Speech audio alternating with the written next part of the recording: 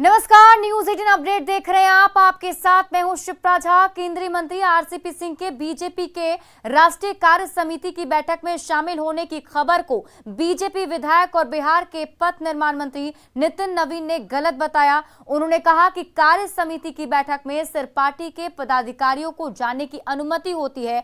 RCP Singh सरकारी कार्यक्रम में शामिल होने हैदराबाद गए थे और इसी दौरान हैदराबाद एयरपोर्ट पर दूसरे नेताओं की तरह उनका भी स्वागत किया गया था। देखिए, वो उस कार्यक्रम में तो राष्ट्रीय कार्य समिति है, इसमें जो अपेक्षित होते हैं वही जाते हैं, तो उनका उस कार्यक्रम में जाने का कोई विषय ही नहीं है। मूलतः वो एयरपोर्ट पे जो स्वागत की व्यवस्था रही है, इसमें जो भी सांसद मंत्रीगण या जो भी डेलीगेट्स आ रहे थे उनके स्वागत की व्यवस्था ही होगी। तो केंद्रीय मंत्री वहाँ से गुजर रहे हैं तो उनका स्वागत कर दिया तेलंगाना के वहाँ के लोगों ने। लेकिन राष्ट्रीय का वो अपने निजी कार्यक्रम से या सरकारी किसी कार्यक्रम से गए होंगे, लेकिन एयरपोर्ट पर चूंकि सब लोग का स्वागत हो रहा था तो केंद्रीय मंत्री के रूप में वहाँ पर वो उपस्थित हुए होंगे, तो उसी क्रम में उनका भी स्वागत हुआ। जेडीयू अध्यक्ष ललन सिंह ने एक बार फिर साफ कर दिया है कि बीजेपी से सिर्फ बिहार में गठबंधन है और बिहार से बाहर पार्टी बीजेपी के खिलाफ भी चुनाव लड़ने को तैयार है। वहीं 7 जुलाई के बाद केंद्रीय मंत्रिमंडल में शामिल रहने के बारे में ललन सिंह ने कहा कि इस पर फैसला समय आने पर किया जाएगा। ललन सिंह ने बात की हमारे सहयोगी आनंद अमृतराज ने। जेडीयू को राष्ट्रीय पार्टी की मान्यता दिलाने के लिए जेडीयू के राष्ट्रीय अध्यक्ष ललन सिंह लगातार दौरा कर रहे हैं और इनकी नजर है नॉर्थ ईस्ट पे, क्योंकि इन्हें उम्मीद है कि नॉर्थ ईस्ट ही जेडीयू को राष्ट्रीय पार्टी के दर्जा दिला सकती है। इस वक्त हमारे साथ राष्ट्रीय अध्यक्ष मौजूद हैं। सर, नॉर्थ ईस्ट का आपने दौरा किया, नागालैंड का, क्या उम्मीद है वहाँ पे चुनाव भी होने वाला है? देखिए, नागालैंड में चुनाव होना है 2023 के फरवरी मार्च में, और नागालैंड में अभी हम 2 दिन गए थे। नागालैंड हम घूमे हैं। नागालैंड में पार्टी के विस्तार की अपार संभावनाएं हैं। 2018 का भी विधानसभा का चुनाव हम लोगों ने वहाँ से लड़ा था और हम 1 सीट जीते थे और 5.6% वोट हमको आया था, जबकि मान्यता प्राप्त करने के लिए कम से कम 6% वोट की ज़रूरत थी, जो हम 0.4% से छूट गए थे। हमारी कोशिश है और हमारी संभावनाएं हैं कि हम इस बार नागालैंड में भी हम मान्यता प्राप्त कर लेंगे, और अगर हम नागालैंड में मान्यता प्राप्त कर लेंगे तो 3 राज्यों में पहले से हमारी पार्टी को मान्यता है। चौथा राज्य जैसे ही हो जाएगा तो जो चुनाव आयोग का मापदंड है उसको हम पूरा करेंगे राष्ट्रीय पार्टी के लिए। लेकिन जो नागालैंड में संभावनाएं हैं उसको हमने देखा है, उसमें अपार संभावनाएं हैं। हम अगर मजबूती से चुनाव वहाँ लड़ेंगे तो सीट वहाँ हम जीतेंगे। सर, वहाँ पे जो आपकी लड़ाई हो, बीजेपी भी आपके खिलाफ होगी, क्या बीजेपी के साथ गठबंधन करके जेडीयू चुनाव लड़ेगी? नहीं, बीजेपी के साथ हमारा कोई गठबंधन नहीं है। बीजेपी के साथ मेरा गठबंधन सिर्फ बिहार में है, और अन्य राज्यों में हम पार्टी के विस्तार करने के लिए हम बीजेपी के साथ अगर सहमति बनती है तो बहुत अच्छी बात है, नहीं अगर सहमति बनती है तो हम बीजेपी के खिलाफ भी चुनाव लड़ते हैं। हम उत्तर प्रदेश में भी चुनाव लड़े, हम मणिपुर में भी चुनाव लड़े। मणिपुर में हम 6 सीट जीते और सभी उम्मीदवार हमारे जो जीते हैं वो सीधे तौर पर बीजेपी के उम्मीदवार को हरा के चुनाव जीते हैं। तो इसलिए नागालैंड में अगर कोई ऐसी संभावना बनेगी चुनाव आते आते तो ठीक है, नहीं होगा तो मेरी तैयारी अकेले चुनाव लड़ने के लिए है। आपके पार्टी के एक नेता हैं जो केंद्रीय मंत्री हैं, आरसीपी सिंह, 7 तारीख उनका राज्यसभा का टर्म खत्म हो रहा है, क्या उसके बाद जेडीयू केंद्रीय मंत्रिमंडल में शामिल हो सकती है? ये तो जब समय आएगा तब निर्णय लिया जाएगा। आज की तारीख में ये काल्पनिक सवाल है। जब समय आएगा तब ये विचार किया जाएगा पार्टी के अंदर। जो पार्टी के सर्वमान्य नेता हैं माननीय मुख्यमंत्री नीतीश कुमार जी का कोई भी निर्णय होगा बिना उनसे परामर्श के, उनकी सहमति से नहीं होगा, और ये जब परिस्थिति आएगी तब उस पर निर्णय लिया जाएगा। आज के समय में यह सवाल काल्पनिक सवाल है। सर, ये सवाल राष्ट्रीय अध्यक्ष है, क्योंकि हमें याद है कि 2019 में जब राष्ट्रीय अध्यक्ष नीतीश कुमार थे तब उन्होंने एक मंत्री पद का जब मिला था तो उन्हें इनकार कर दिया। उसके बाद आरसीपी सिंह बने, उन्होंने हामी भर दी, अब आप राष्ट्रीय अध्यक्ष हैं। देखिए, 2019 में माननीय मुख्यमंत्री जी उस समय पार्टी के राष्ट्रीय अध्यक्ष थे, उन्होंने एक निर्णय लिया था। बीच में क्या जो निर्णय हुआ वो आप सबको पता है, लेकिन अब अभी अगर कोई इस तरह की परिस्थिति होगी तब जब निर्णय लिया जाएगा तो आपको बता दिया जाएगा। तो सरकार अभी तक चल रही है, सरकार में कोई कठिनाई नहीं है, लेकिन जेडीयू के राष्ट्रीय अध्यक्ष ललन सिंह के जवाब से कई तरह के सवाल निकलते हैं। आनंद Amritraj, news 18 network, Patna.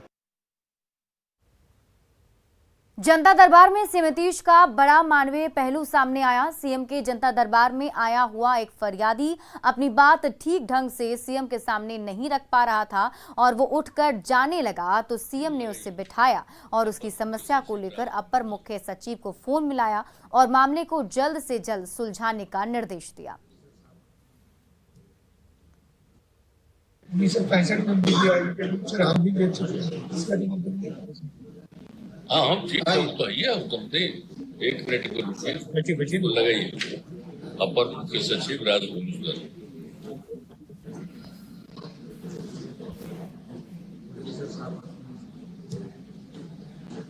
Hello, अरे भाई आदमी शेखपुरा से आए, कह रहे हैं कि अंचल अधिकारी जो है गलत जमाबंदी के संबंध में करते, गलत जमाबंदी हो रहा है। ये लोग शिकायत करता है, इसका कोई सुनता नहीं। गलत जमाबंदी कैसे कर रहा है अंचल अधिकारी? इसके पूरे डिटेल को देखिए और जांच करिए, प्रॉपर एक्शन लीजिए। तो पता आश्चर्य की बात है, गलत जमाबंदी कैसे कर रहा है ये आप बता रहे हैं। सीएम नीतीश कुमार ने आज जनता दरबार में कई विभागों से जुड़ी शिकायतें सुनी। पूर्णिया से आए 2 फरियादियों ने जमीन पर अवैध कब्जे को लेकर शिकायत की। दोनों फरियादियों की शिकायत सुनकर सीएम ने राजस्व और भूमि सुधार विभाग के प्रधान सचिव को फोन किया और इनकी समस्याओं के समाधान का निर्देश दिया। तो बंदोबस्ती से जमीन पर दूसरा कब्जा कर दिया ही ना, तो आप चाहते हैं कि उसको वापस मिले, यही ना है? लगाओ राजस्व भूमि सुधार विभाग।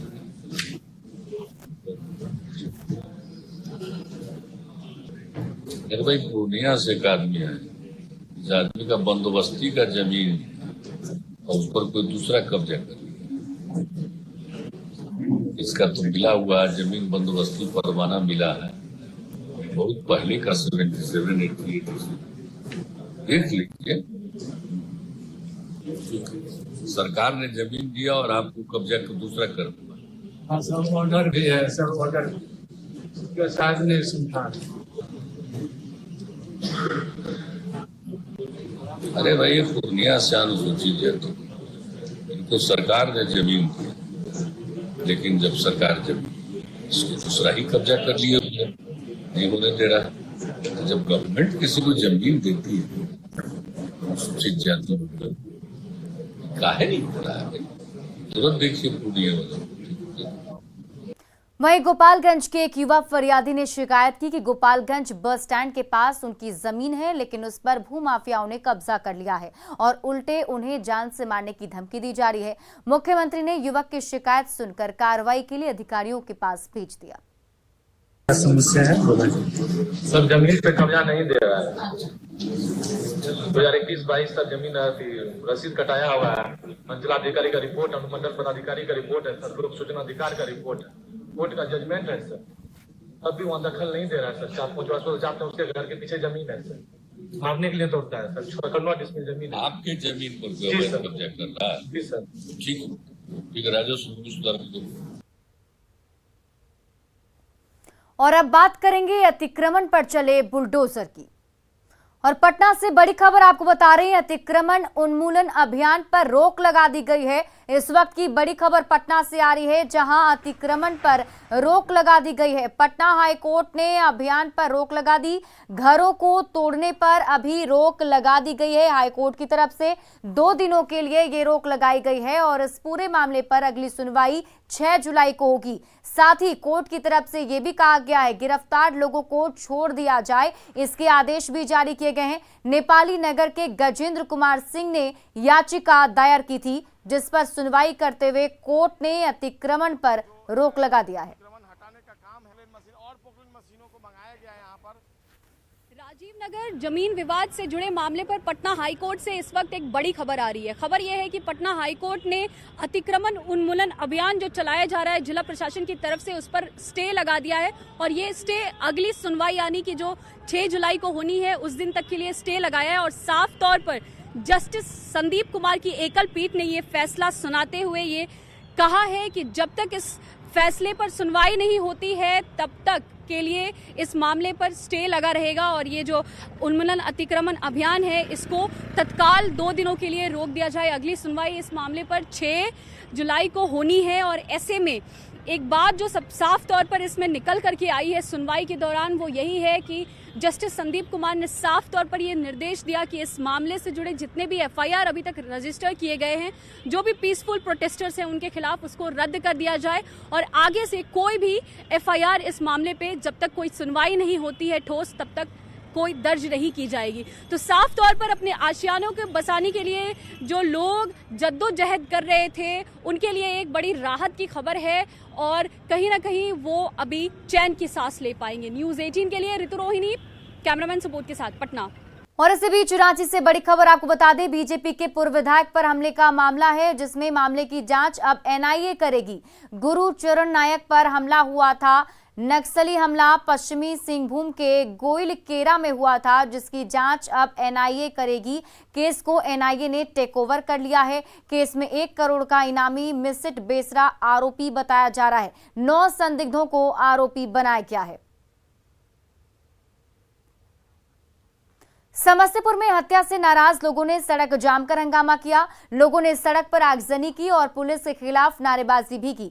प्रदर्शनकारी मृतक अमित के हत्यारों की गिरफ्तारी के साथ ही उसके परिजनों को मुआवजा देने की मांग कर रहे थे।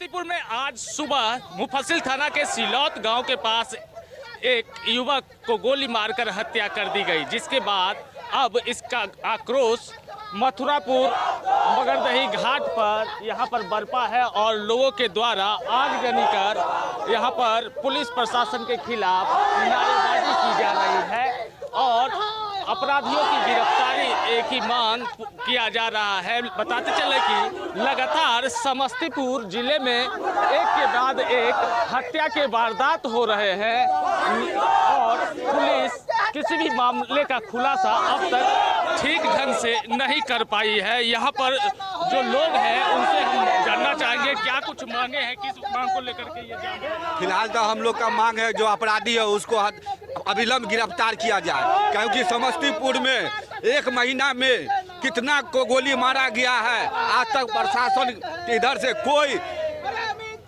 सटीक कार्रवाई नहीं की गई है। आपराधिक वारदात हो रहे हैं और उससे जनता समस्तीपुर की परेशान है और पुलिस किसी भी आपराधिक मामले को रोकने में सक्षम दिखाई नहीं दे रही है। और जाम की सूचना पर आपको तस्वीर में हम दिखाना चाहेंगे जो पुलिस यहां पर पहुंची है और पुलिस के खिलाफ एक बार फिर यहां पर नारेबाजी तेज हो गई है। Mukesh Kumar, news 18 network, Samastipur.